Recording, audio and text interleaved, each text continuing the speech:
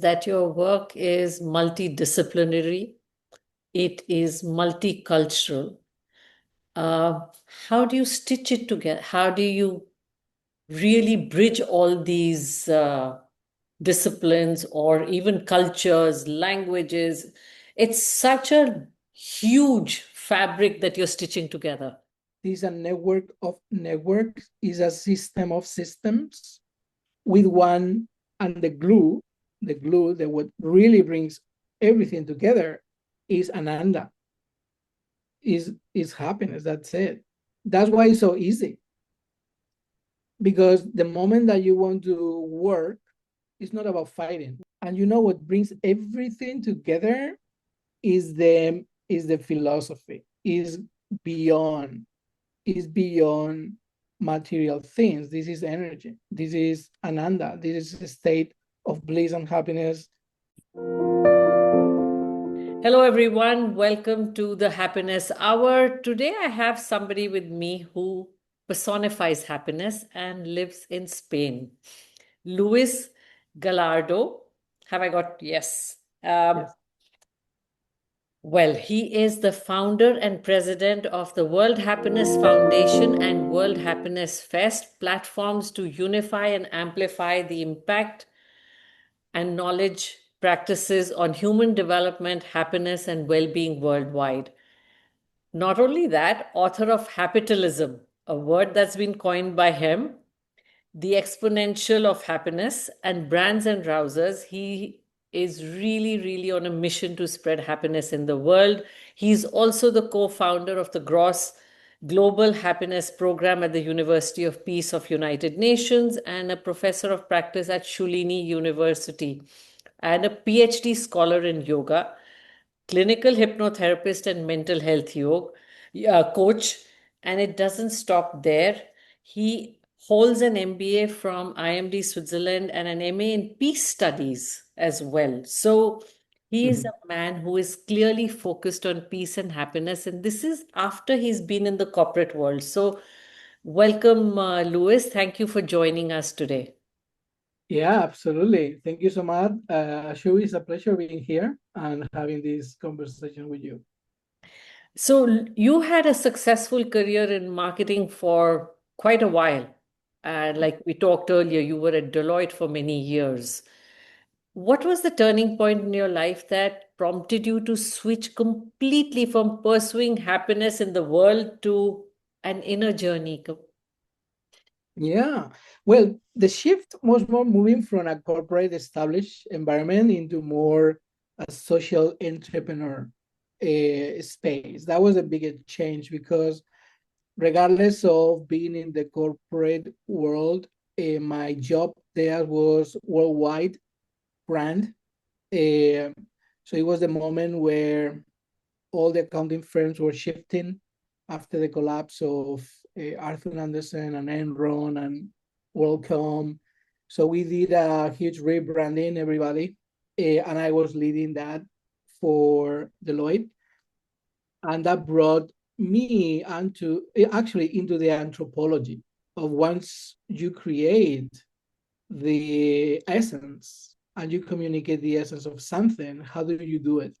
And this was actually my job for 12 years. I was really an anthropologist. I was a internal diplomat in many ways because we had to do this worldwide.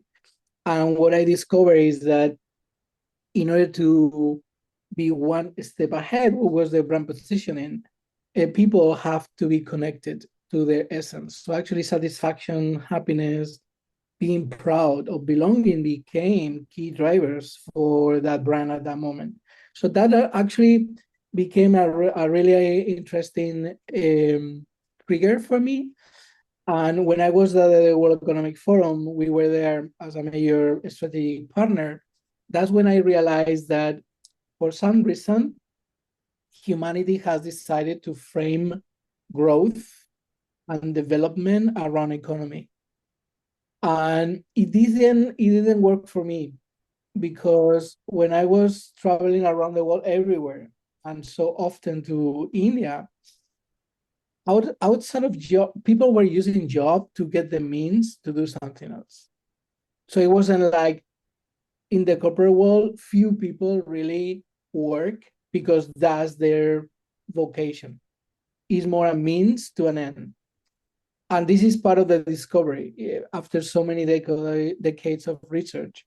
So it's like, why, for example, as a social entrepreneur, as I am now, my goal is to solve a problem. And I chose the problem of suffering. And I found many ways to actually solve the problem of why people suffer. But when you are in the corporate world, in many ways, you really disconnect with the overall purpose and you do something transactional in order to get some money back for what you do. And that is disconnecting everybody from the reality of why things happen.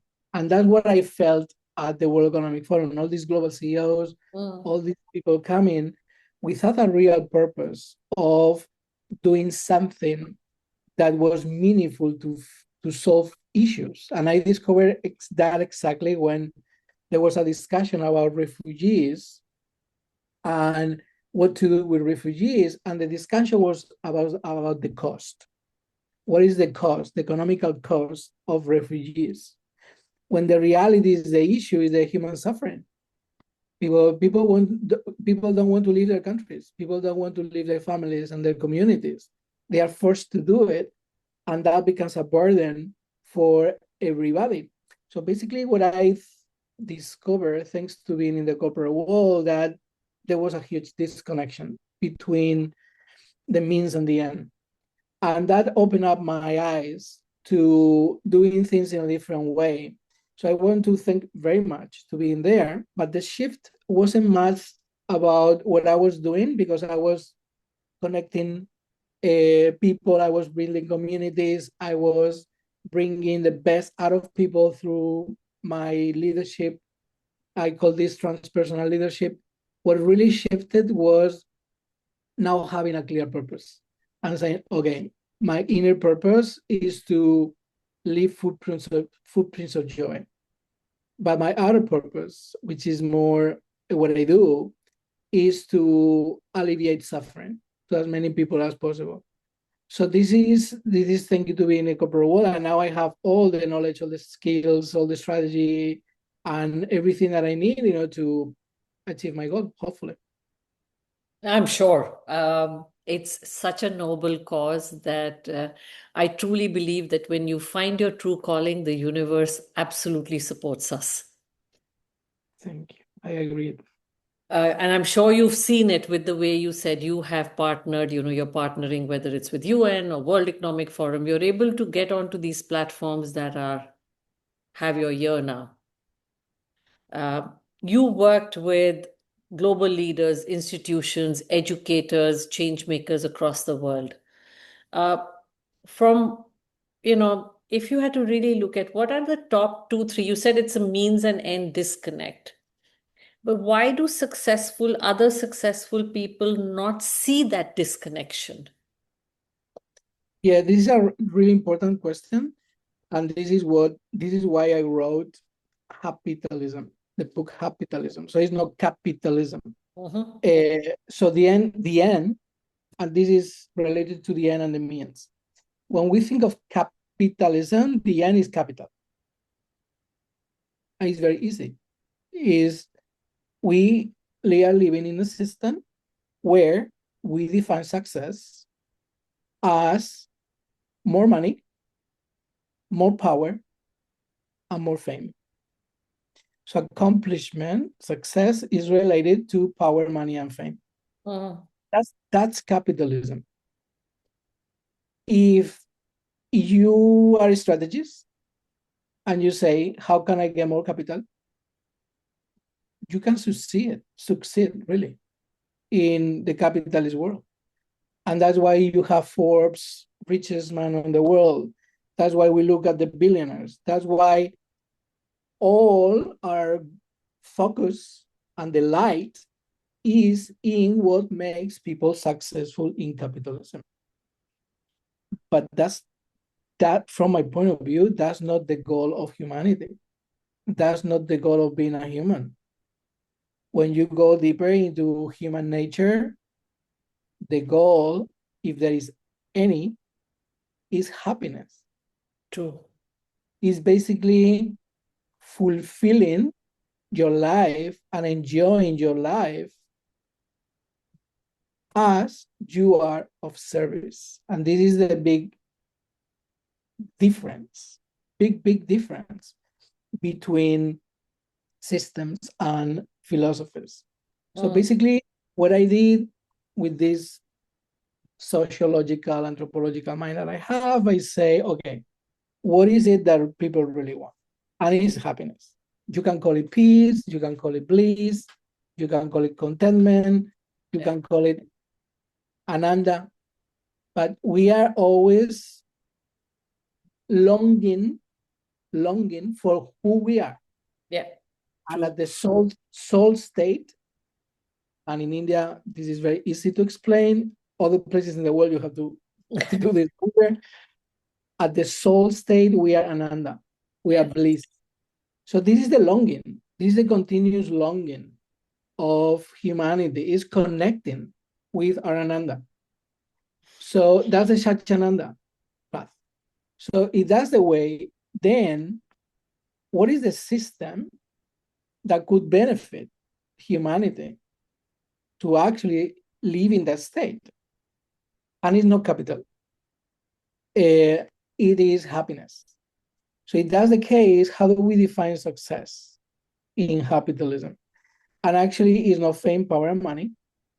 It's about freedom, especially freedom from fear. Fear is one of those human constructs that truly diminish our potential and controls our behavior. Yeah. So we go for freedom from fear. The second one is consciousness.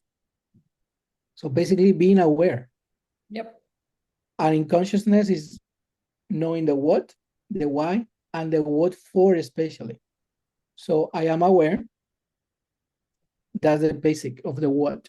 I know what's happening. I know why. That's mindfulness. That's the second state. But do I know what for? Why is this happening? What is the main reason why? It's not what is happening, and why is the what for? And that's transcendence. That's what Carl Jung called individuation. This is what the mystics call enlightenment. Correct. So transcendence is ultimately the state where we know what for.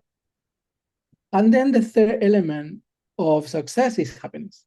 So am I truly connected to myself, my community, and energy, nature, in a way where I can achieve a state of what I call fundamental peace? Because fundamental peace is the connection of happiness, freedom, and consciousness. So when you redefine the system, then you align the means. So now the means are not about accumulation of capital. The means are about being happier. And then you reframe the whole strategy about what institutions are for, what schools are for, what cities are for. Because then all these units become means in order to create the conditions for people to flourish. So this is capitalism, and this is what we do at the World Happiness Foundation. We have a clear strategy. We have even reframed the Sustainable Development Goals. We have created a roadmap to get to 2050 with 10 billion happy. We are working with mayors around cities of happiness, with school principals around schools of happiness, with CEOs and founders for enterprises and business of happiness. So we've been basically bringing this new opportunity, this new narrative to people who want to listen and actually walk the talk. And, capitalism and capitalism are very compatible because you can work on them in parallel. And this is what we are doing. We are bridging. But what is not going to stop us keep building happy communities, happier communities, is thinking that we are going to change the whole system, because that might happen or not. But it doesn't stop us from focusing on happiness at the strategic level in individuals and communities. So this is how we reframe our system. Thank you. Thank you for that.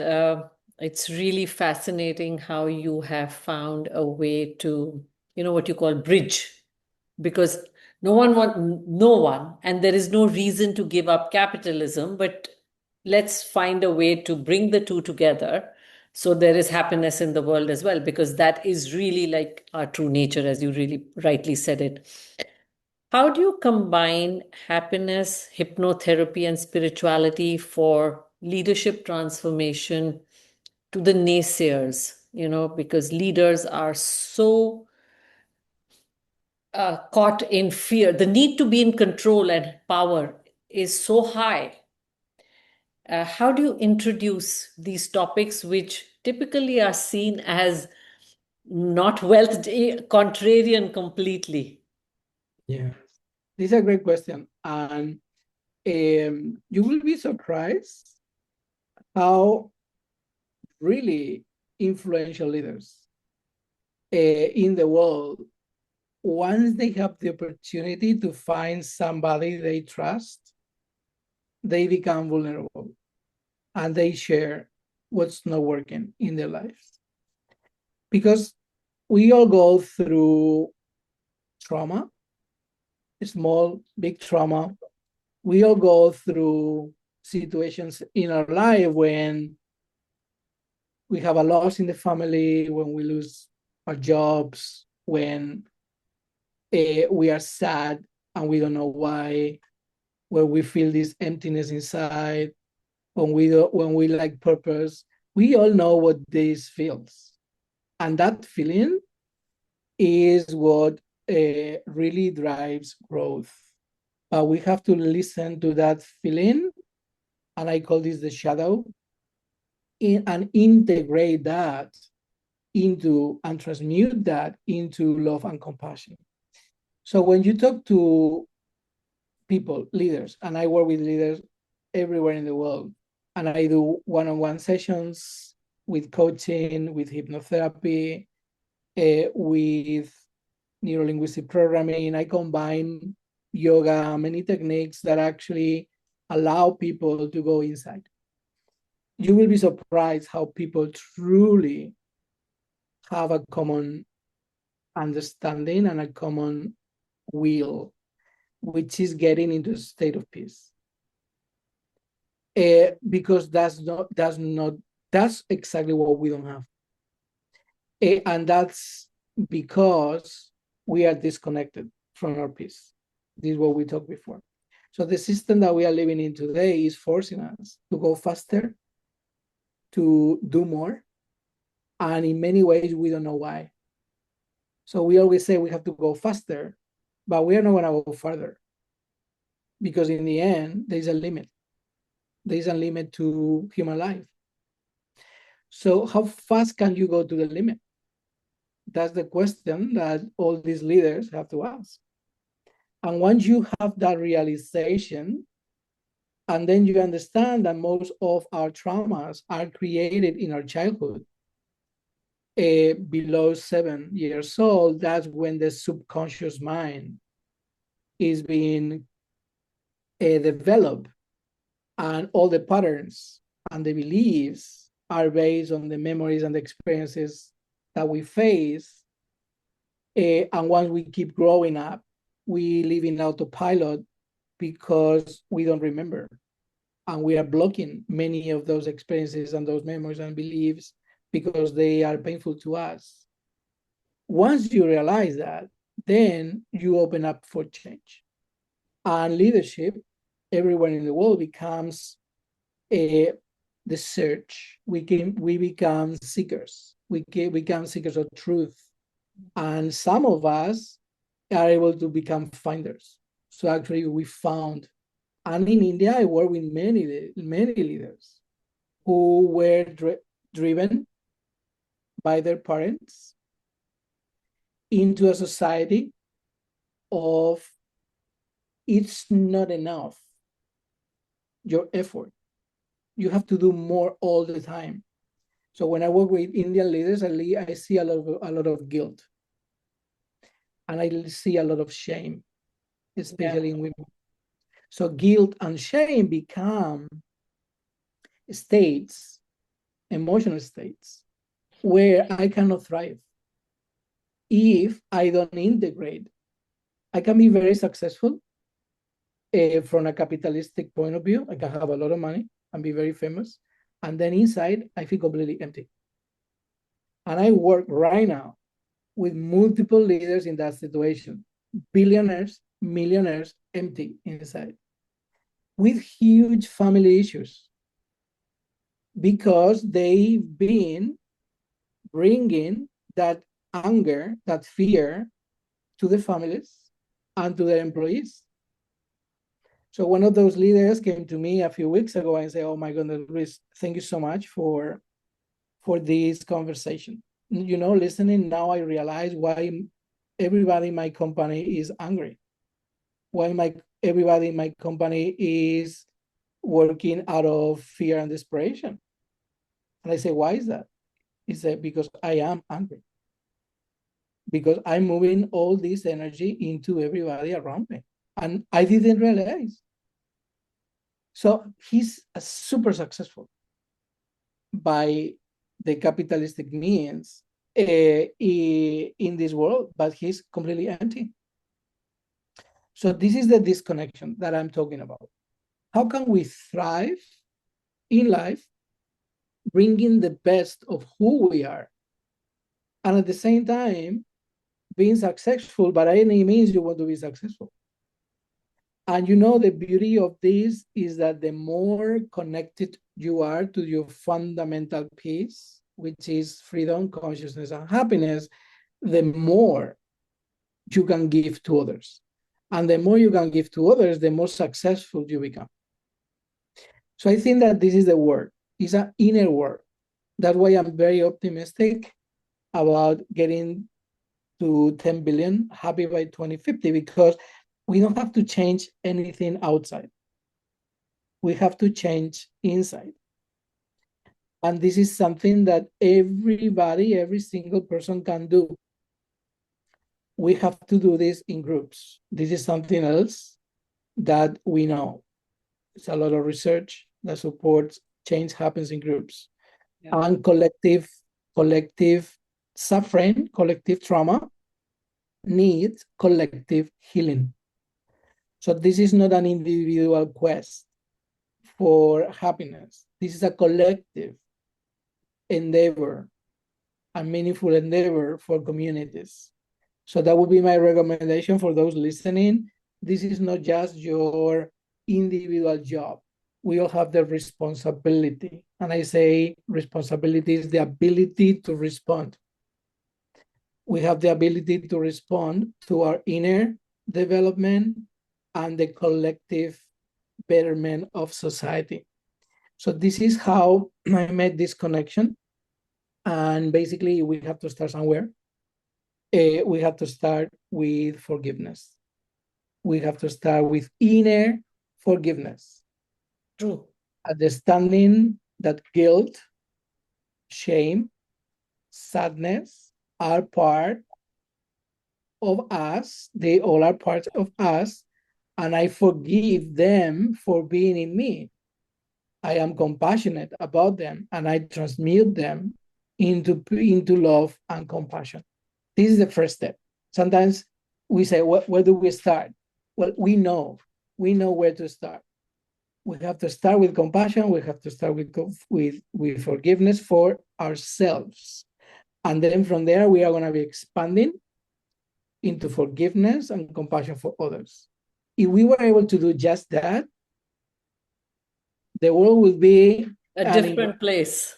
an incredible place. It's already an incredible place in so many places, but it's not what we hear. There's a lot of noise out of there. It's a lot of noise, a lot of fear. Fear is the biggest instrument to manipulate people and control people. So it's so easy. Politicians, leaders, they say easy way to control fear, Yeah. dominance. But that's not the way mm, that helps humanity to thrive. True. However, I am very optimistic like you because there are more and more people who are leading this whole space of self transformation, self awareness, happiness, elevating the humanity to their true self. And, World Happiness Foundation, like you said, it's about 10 billion people. You've written books. Um, at what stage and how did you go about creating these different, whether it was writing books or creating the World Happiness? Can you tell me a little about that journey of how this evolved? Yeah, my mind is very kind of systemic. So Okay. I system dynamics. So I always connect dots. Um, so when you are so many years at the top level in all this system, and that's something that happened to me when I was in the corporate world, you truly understand how the system works. You know who are the drivers, why things happen. So you know the behavioral drivers, you know the energy drivers, you know the um, political drivers, you know what the drivers. So basically, if you want to create another system, and this is what we are doing with Hapitalism, which is complementary to any other system, you have to think systemic. So what is the system? What do you need? Well, you need the institutions. So that's why we partner with the top, all the institutions, the World Health Organization, the United Nations, and multiple agencies. There is a day we manage to help creating several days around the UN agenda. One is Happiness Day, International Day of Happiness, which is March 20th. One new day, very important day, is Hope, International Day of Hope, July 12th. There is a day of consciousness. There is a day of mental health. There is a day of yoga. So we have all these days that now are creating more awareness. And then we have more and more institutions that are becoming more aware because you have leaders in those institutions who are becoming more aware.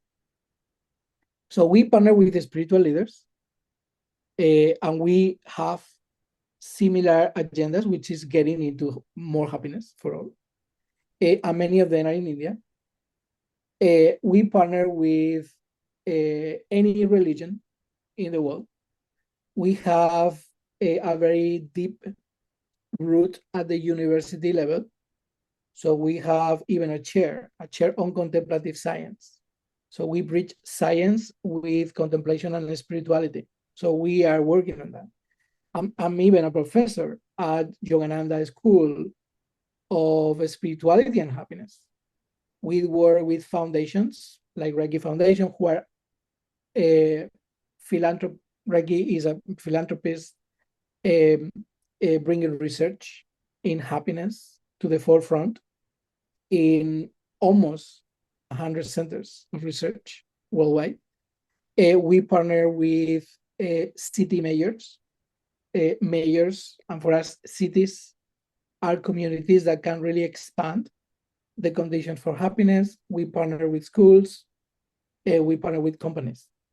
In India, we were very close to Jaipur Rags in Jaipur.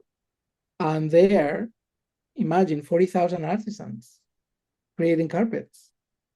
How can you actually work with untouchables, with the artisans, and bring dignity? Well, this is what NKC has been doing for 48 years.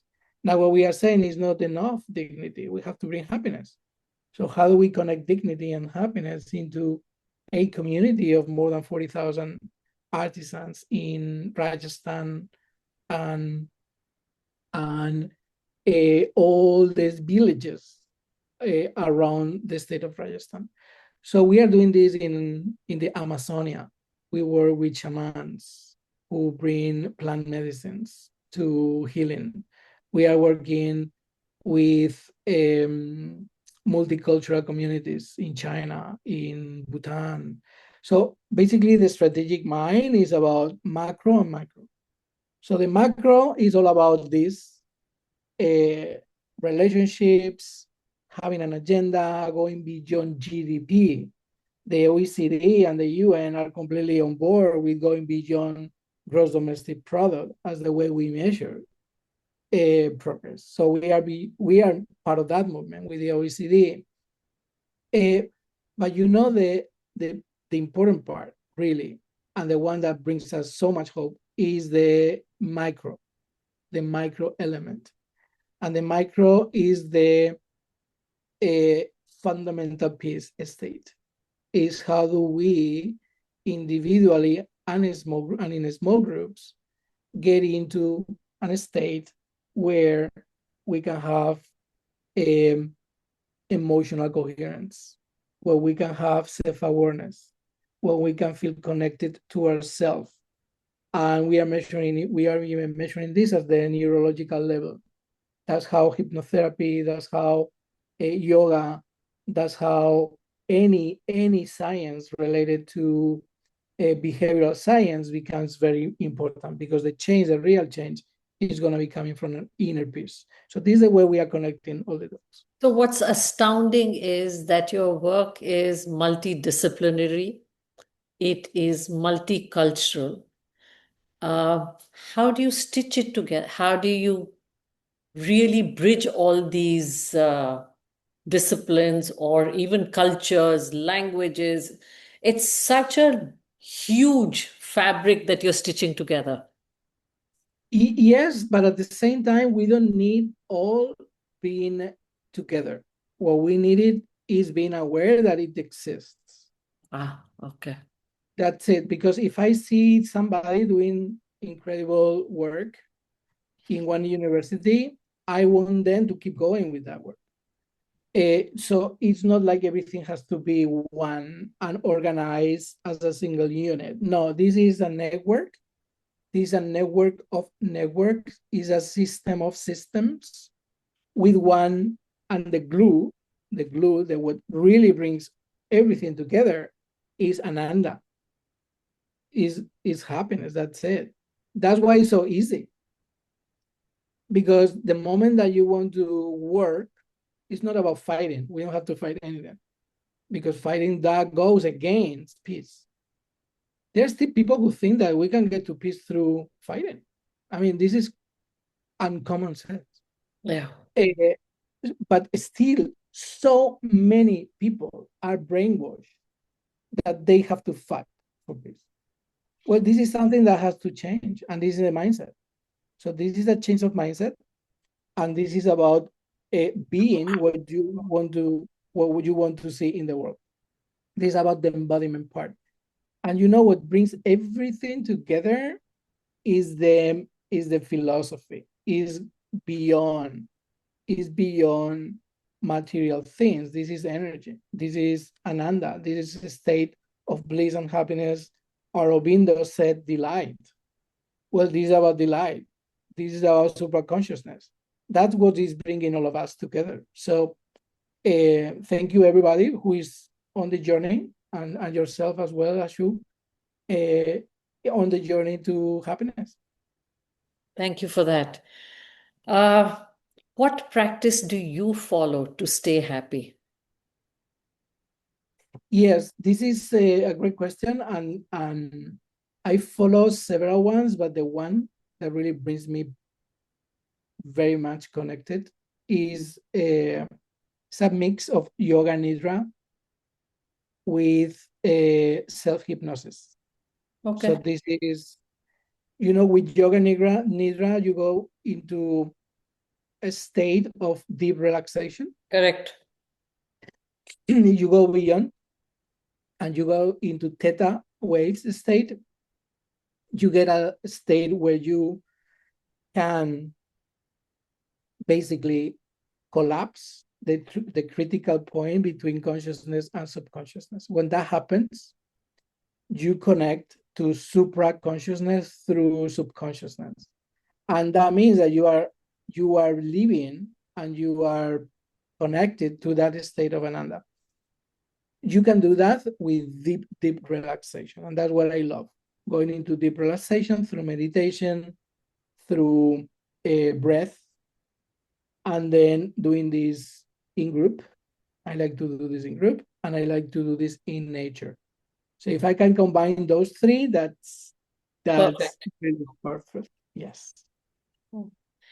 Thank you so much for that. And that has been really powerful. Your vision of 10 billion people by 2050. I would love to partner in that vision and make that happen, because that's really what my journey is also all about, Louis, is how to bring more people, make more people happy in the world, make them more do the inner work and realize that Ananda is who we all are. Yes. So thank you again for this. Thank you for being here. Namaste. We're on this together. Absolutely. Thank you.